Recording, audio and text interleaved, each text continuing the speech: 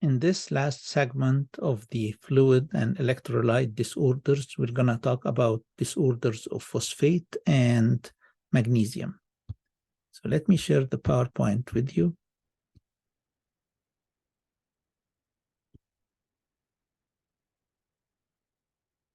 Hyperphosphatemia.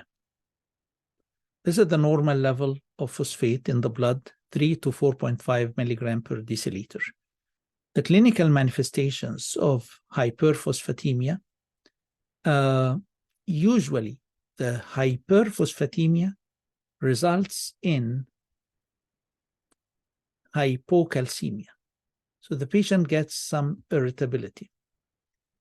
And you can also get, when you have too much phosphate, you're going to get deposition of calcium phosphate complexes. And this results in the condition known as pseudo-gout.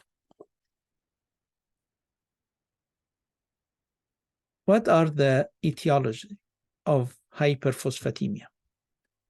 It's mainly renal failure, because how do we get rid of phosphate? We pee it. So in renal failure, decreased urinary excretion for the phosphate goes up, but also increased GI intake and some internal redistribution can result in hyperphosphatemia. Hypophosphatemia. What are the clinical manifestations of hypophosphatemia? Too little phosphate. ATP, the unit of energy in the body, adenosine triphosphate. So this P is phosphate. So if you have low phosphate level in the blood, you will not be able to make energy.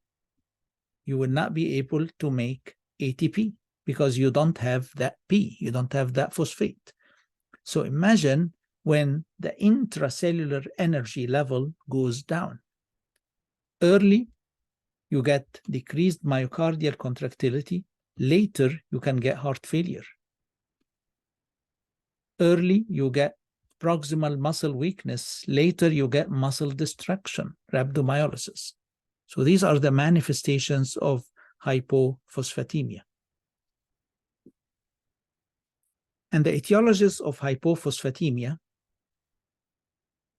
decreased intake of dietary phosphate in very malnourished alcoholics, or increased urinary excretion, as in vitamin D deficiency or hyperparathyroidism or tumor-induced osteomalacia, and some internal redistribution.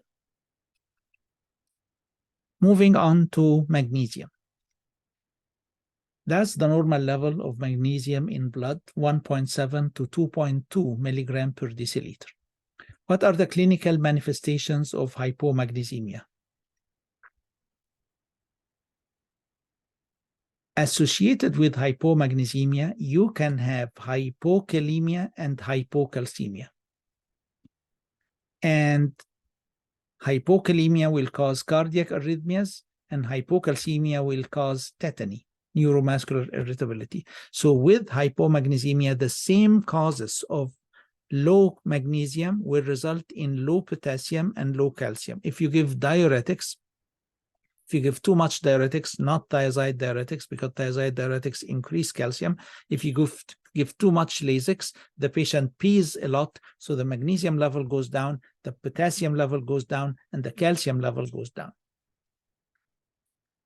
And hypomagnesemia is usually associated with increased risk of ventricular arrhythmias in the following conditions: acute heart attack, prolonged QT, congestive heart failure, digoxin toxicity. So patients with heart attack have to be monitored for their magnesium, because if the magnesium level goes down, they can develop ventricular fibrillation. Patients with prolonged QT interval, patients with heart failure, they have to monitor their magnesium closely, because if they develop hypomagnesemia, they can develop arrhythmia as well. Hypomagnesemia increases the risk of atrial fibrillation, especially following CABG surgery. And these are the etiologies of hypomagnesemia. What can lower the magnesium level in blood? Poor kidney, poor dietary intake, sorry, or excessive GI loss by chronic diarrhea like irritable bowel syndrome or inflammatory bowel disease. Renal causes, diuretics, and miscellaneous causes, pancreatitis can cause hypomagnesemia. Finally, hypermagnesemia. The clinical manifestations of high levels of magnesium are low heart rate, slow heart rate, bradycardia, conduction block, and hypotension. These are the cardiovascular effects of too much magnesium. Neuromuscular, you get decreased reflexes, muscle weakness, drowsiness, coma, and parasympathetic blockade causing these manifestations. The etiologies of hypermagnesemia, the major cause of hypermagnesemia is renal failure. Sometimes hypermagnesemia is iatrogenic if you give too much magnesium, and tumor lysis syndrome can also cause hypermagnesemia. And this ends this discussion of fluid and electrolyte imbalance.